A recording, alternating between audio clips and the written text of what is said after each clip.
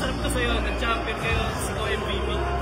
Sobrang sa'yo po hindi ko po akalain ako yung makakuha ng MVP. Nag-thank ko lang po kay Lord and sa mga support sa amin, lalo na po sa family ko, sa mga kaibigan ko, sa buong community ng Pilipinas. Ka-Express, isang bagong kasaysayan na naman ang isunulat ng ating kabataang manlalaro sa mundo ng Southeast Asian basketball. Matapos ang ilang taon ng pagtatangkang makuha ang inaasam na kampyonato, sa wakas, nagtagumpay na rin ang Gilas Pilipinas Youth Team. Isang matinding 30-point blowout win kontra Indonesia ang naging formal na pahayag ng Pilipinas. Tayo ang tunay na hari ng Southeast Asia pagdating sa youth basketball.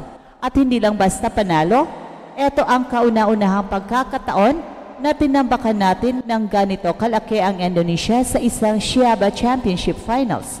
Pero hindi lang ito simpleng panalo ka-Express, isa itong resounding statement na ang bagong henerasyon ng mga Pinoy players ay handa na hindi lang para sa Southeast Asia, kundi para sa buong kontinente. Ang tagumpay na ito ay mas pinatibay pa ng pagkapanalo ni L.A. Tenorio sa kanyang unang championship bilang head coach ng ating national team. Yes, siya na nga, si L.A. Tenorio ang dating kinilala bilang one of the most clutch players in the PBA. Ngayon ay nagsimula na rin ng panibagong yugto ng kanyang basketball journey bilang coach.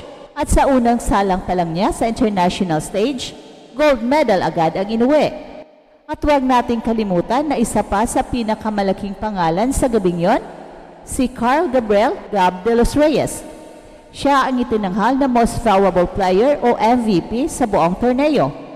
Ang kanyang leadership, hustle at all-around game ay tunay na nangingibabaw, kaya't walang duda kung bakit siya napasama sa Final 12 lineup ng Gilas Youth. Ipinakita niya na ang sipag, galing at puso ay kombinasyong walang kapantay sa larangan ng basketball. Simulan na natin ang pagbalik-tanaw sa makasaysayang tagpong ito. Sa ikalawang pagtutuos na Pilipinas at Indonesia sa torneo, hindi na pinayagan ng Gilas Youth na maging dikit ang laban.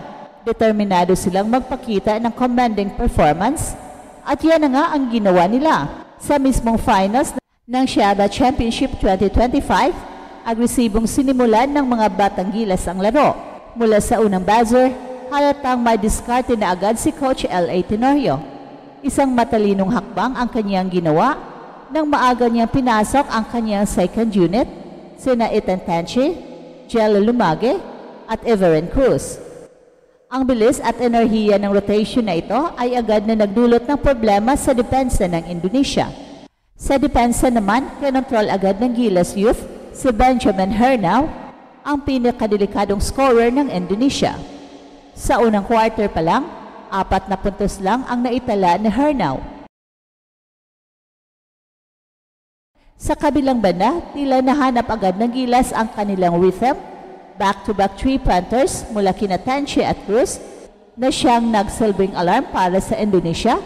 Bago pa man naka-score ng kanilang unang puntos ang Indonesia, tuluyan ng sumabog ang opensa ng Pilipinas. At nang tuluyang maka-score ng isang layup sa Hernao, huli na ang lahat.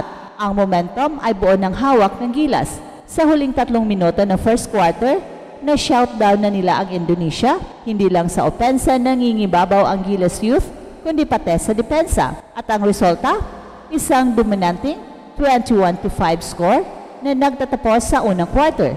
At doon pa lang, ramdam mo na iba ang galaw ng kabataang ito. At pagdating sa second quarter, lalo pang umigting ang depensa at execution ng Gilas. Parang isang makina ang kanilang galaw, swak sa timing, desente sa pagpasa, at disiplinado sa rotations. Bawat attempt ng Indonesia na bumawi ay agad sinagot ng Gilas Youth ng mas mabilis at mas matalinong basketball. Ang transition defense nila ay textbook, ang opensa ay organisado at ang hustle ay walang kapantay. Pagpatak ng halftime, lumubo na ang lamang sa 41-20. Isang 21-point advantage na halos imposibleng habulin, lalo na't patuloy na bumubulusok ang kumpiyansa ng ating mga manlalaro. At pagdating sa second half, tuloy-tuloy pa rin ang pag-arangkada ng Gilas Youth. Hindi sila nag-relax, hindi sila naging kampante. Bagos naging mas agresibo pa silang makuha ang panalo ng may dignidad at di mapantayang kalidad. Ang kanilang mga pasa ay mabilis pero kontrolado, ang shooting ay matalas at ang depensa ay parang pader, walang makalusot. Ang bench ay buhay na buhay, hindi lang bilang cheer squad, kundi bilang isang aktibong parte ng sistema. Isang team na may iisang layunin, ipanalo ang bansa. At nang tumunog ang final buzzer, nagsimula na ang kasaysayan, isang malinis at matatag na panalo kontra Indonesia. Ang Gilas Youth ay muling nagbalik sa tuktok ng Southeast Asia, dala ang ginto at karangalan para sa bayan. Isang statement win na siyang nagsisilbing paalala sa lahat na kapag ang puso ng Pinoy ay umiiral sa court, kahit sino pa ang kaharap, kayang-kaya. At para kay Coach L.A. Tenorio, ito na siguro ang pinaka-perfect na panimula sa kanyang coaching career. Isang kampyonato agad sa unang sabak, ipinakita niya hindi lang siya mahusay na player, kundi isa ring promising coach na may matalas na basketball IQ at kakayahang mamuno ng kabataan. Ang kanyang diskarte, rotation decisions at overall team management ay nagpapatunay na nasa tamang direksyon ang Gilas Youth under his leadership. At syempre ang gabing yon ay lalong pinatamis ng MVP honors na tinanggap ni Car Gabriel de los Reyes. Hindi lang basta leading scorer, siya rin ang nagbigay ng puso at direksyon ng team. Ang kanyang consistency mula simula hanggang finals, ang kanyang rebounding at ang kanyang on-court presence ay tunay na haligi ng Gilas sa torneo. Siya ang mukha ng bagong henerasyon ng basketball sa bansa. Sa pagtatapos ng torneo, 3 bansa mula sa Siaba ang nagkamit ng ticket papunta sa FIBA Asia Cup Under-16 ngayong darating na August. Malaysia bilang 3rd placer, Indonesia, 2nd place, at syempre, Pilipinas bilang kampyon.